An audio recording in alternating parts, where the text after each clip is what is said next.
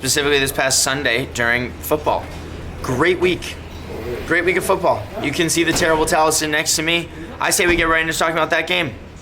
Let's start the day by talking about the Pittsburgh Steelers going into Baltimore. Healthy Baltimore team. Healthy Baltimore team. And the Steelers take down a 27-22 win. 34 rushing yards. Compared to, I don't know if you guys can see it, 217 rushing yards for the Ravens. 34 rushing yards for the Steelers. 217 rushing yards for the Ravens. It's incredible how football is, man. So I want to start by talking first and foremost about Aaron Rodgers to DK Metcalf. No better way to start this game than by immediately coming out in that first half and throwing a 50-yard bomb down the right sideline to DK to get that back to going. That was the first 40-plus yard pass that DK has caught in over a month. So to see him get going right off the bat in one-on-one coverage, get him the ball, was great. It was huge. It was exactly the momentum swing that we needed for our offense to have a good day. Lack of turnovers for the Pittsburgh Steelers. No fumbles in this entire game.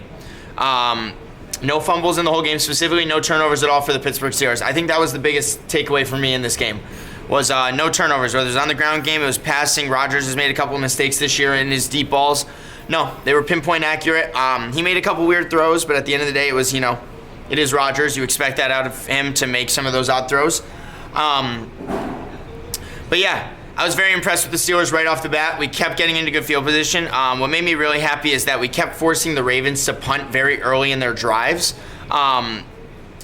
We kept getting the ball at really good field position. There was multiple times throughout this game that I kept seeing us get the ball to start a drive between the 35 and the 45-yard line, really right at that 40-yard line. And I kept saying to my roommate, man, we just got to go 20 yards to get in field goal range every single time. And that's kind of what the Steelers did. We held the field position battle all day long in this game.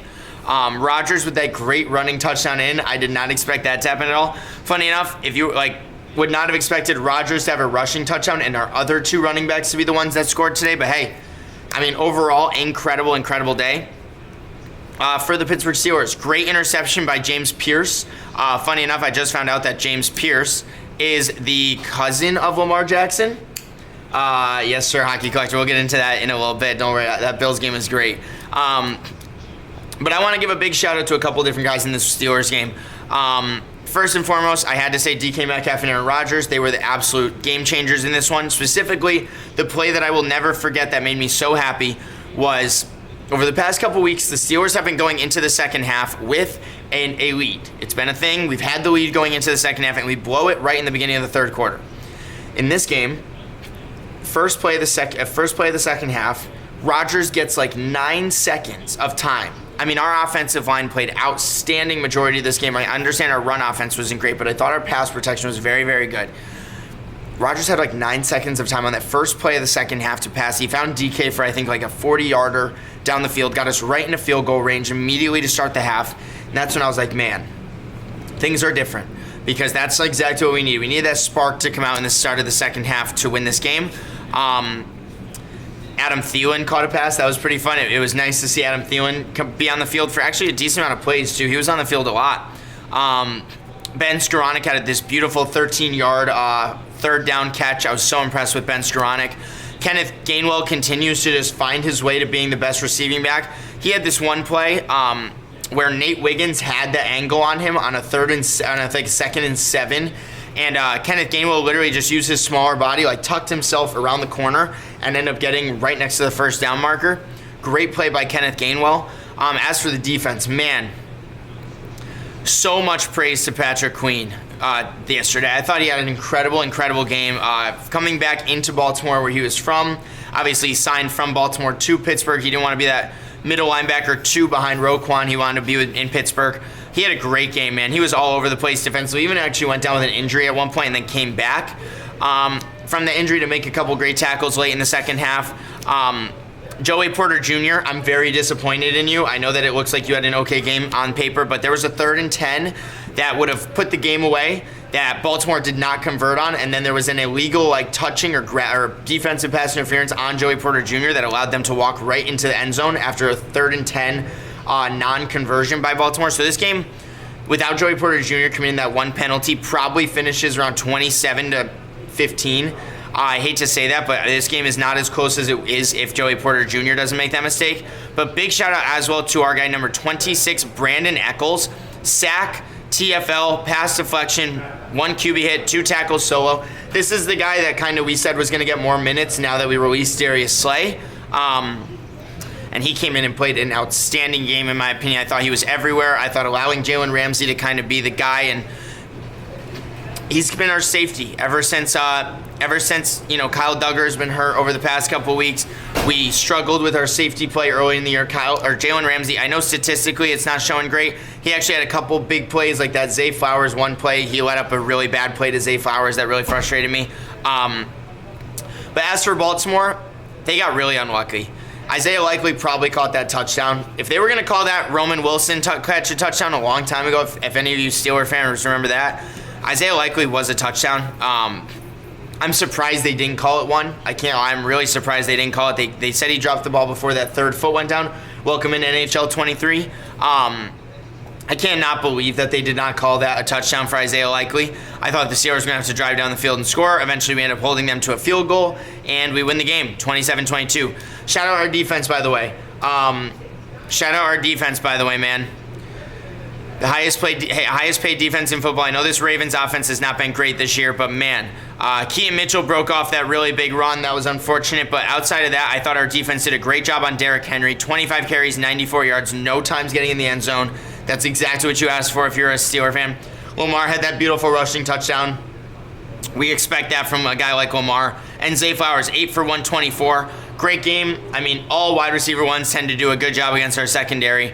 And Zay Flowers was just a product of that. But man, great overall win for the Steelers. I thought we outcoached John Harbaugh all day long. I thought Mike Tomlin did well. I thought Rodgers was perfect. I know he didn't have a technically statistic perfect day, but I thought Rodgers was great. And man, huge win for the Steelers to be able to go on the road, get that lead, and then keep it going into the second half. Have a good third quarter. That's the first time all year I've seen a good third quarter out of the Steelers. And we were able to, game control, game manage in the fourth quarter defensively to win the game. Very, very big shout out to the Steelers, man. Biggest win of the year for them. Denver Broncos go into Vegas and defeat the Raiders by 7. Not much to say about this game. I can't lie. It was a pretty bad 4 o'clock game. I don't know why I'm referring to this right now early on in the thing, but big shout out. Brock Bowers continues to show why he's the best tight end in football. 4 for 46 and a touchdown. The offense didn't really feel like they had to do anything. A lot of these, actually I believe 10 of the points for the Raiders came in garbage time when Geno.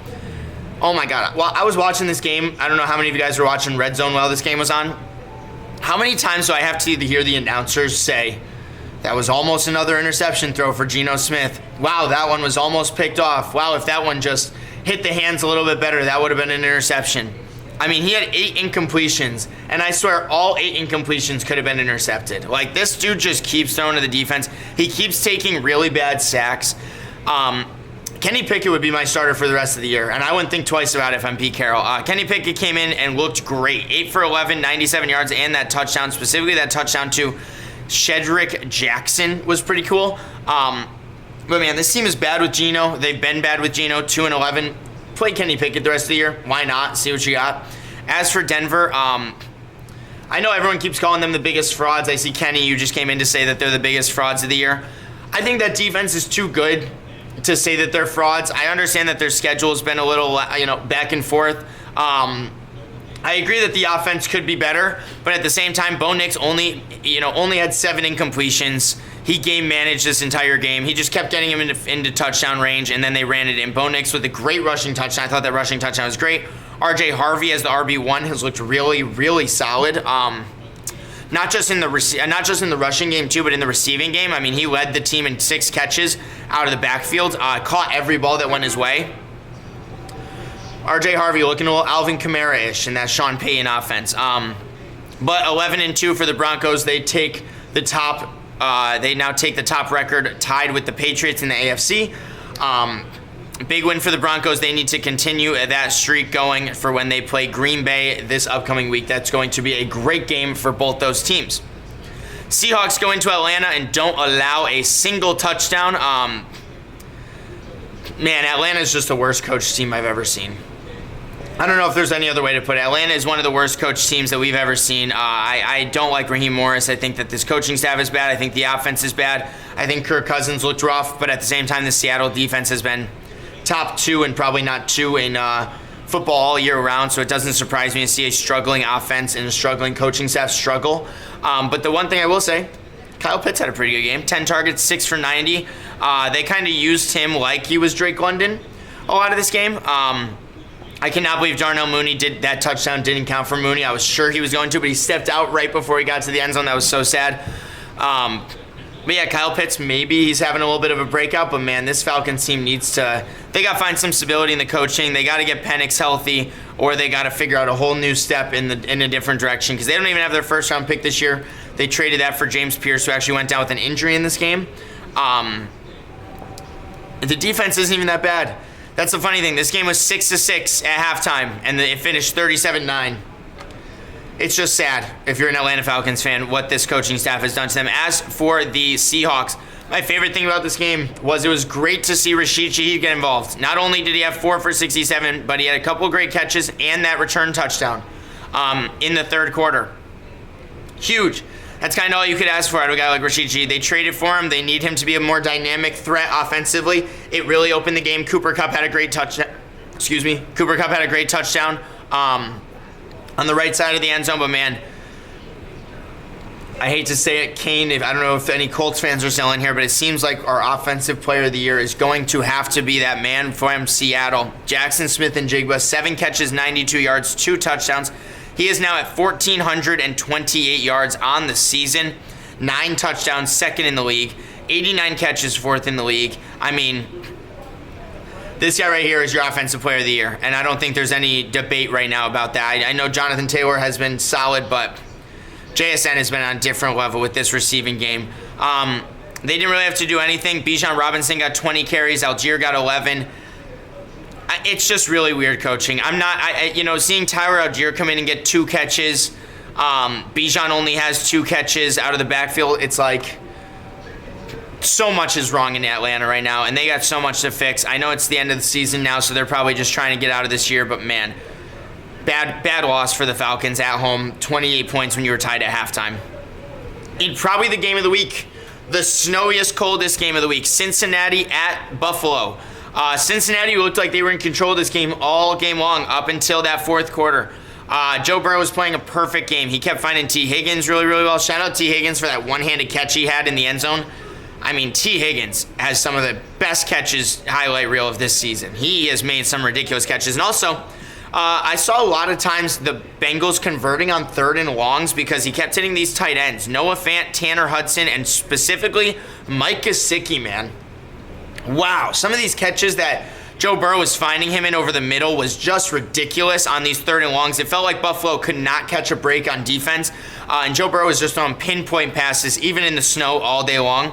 Now, what I will say is the running game was not there for Cincinnati, which you would have liked it to be a little bit more in that snow game, but they really, really relied on Joe Burrow to win them this game. And then Joe Burrow threw one pass that gets immediately batted by Christian Benford and returned for a touchdown.